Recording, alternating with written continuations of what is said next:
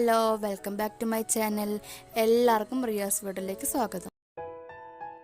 അമ്മയുടെ സമ്മർദ്ദം കുഞ്ഞിനെ ബാധിക്കുമോ എന്ന് നമുക്ക് നോക്കാം.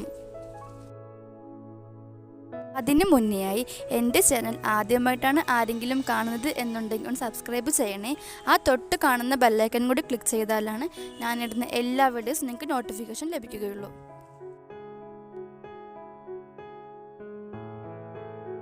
മാനസിക സമ്മർദ്ദം ഇന്നത്തെ കാലത്ത് കൂടി വരുന്ന അവസ്ഥയാണ് ഉള്ളത്. എന്നാൽ ഗർഭകാലത്തെ സമ്മർദ്ദം കുഞ്ഞിനെ കൂടി ബാധിക്കുമെന്ന കാര്യത്തിൽ സംശയം വേണ്ട. സ്വാഭാവികമായും ഗർഭകാലത്ത് പ്രസവത്തിനു ശേഷം സ്ത്രീകളിൽ അല്പം ഡിപ്രഷനും സമ്മർദ്ദവും ഉണ്ടാവും. എന്നാൽ പലപ്പോഴും ഇത് കുഞ്ഞിനെ എങ്ങനെ ബാധിക്കുമെന്നതിനെക്കുറിച്ച് പല അമ്മമാരും ചിന്തിക്കാറില്ല. കുഞ്ഞിനെ മാനസിക സമ്മർദ്ദം പ്രതികൂലമായി തന്നെ ബാധിക്കുന്നുണ്ട്.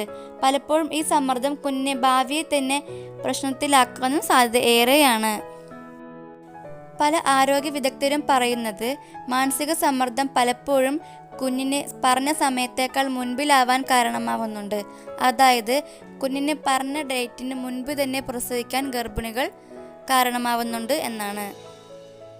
കുഞ്ഞിൻ്റെ തൂക്കം കുറയുന്നതും ആരോഗ്യ പ്രശ്നങ്ങൾക്കും കാരണമാവുന്നുണ്ട്. കുറഞ്ഞ ഭാരം അമ്മയുടെ മാനസിക സമ്മർദ്ദത്തിൻ്റെ ഫലം കൂടിയാണ്. ബുദ്ധി വളർച്ചയാണ് മറ്റൊന്ന്. കുഞ്ഞിൻ്റെ ബുദ്ധി വികാസത്തെ അമ്മയുടെ സമ്മർദ്ദം പ്രതികൂലമായി ബാധിക്കുന്നുണ്ട്. കുഞ്ഞിൻ്റെ സ്വഭാവ രൂപീകരണത്തെയും അമ്മയുടെ മാനസിക സമ്മർദ്ദം ബാധിക്കുന്നു. മാനസിക സമ്മർദ്ദം കൂടിയ അമ്മമാരിൽ പലപ്പോഴും ഇത്തരം പ്രശ്നങ്ങൾ സ്വാഭാവികമാണ്.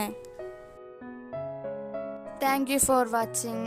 എല്ലാവർക്കും എൻ്റെ വീഡിയോ ഇഷ്ടപ്പെട്ടിട്ടുണ്ടെങ്കിൽ ലൈക്ക് ചെയ്യുക, ഷെയർ ചെയ്യുക, കമൻറ്റ് ചെയ്യുക, സബ്സ്ക്രൈബ് ചെയ്യുക. ഇതുപോലെ എല്ലാവർക്കും ഉപകാരപ്പെടുന്നൊരു വീഡിയോ ആയിട്ട് ഞാൻ ഇനിയും വരുന്നതാണ്.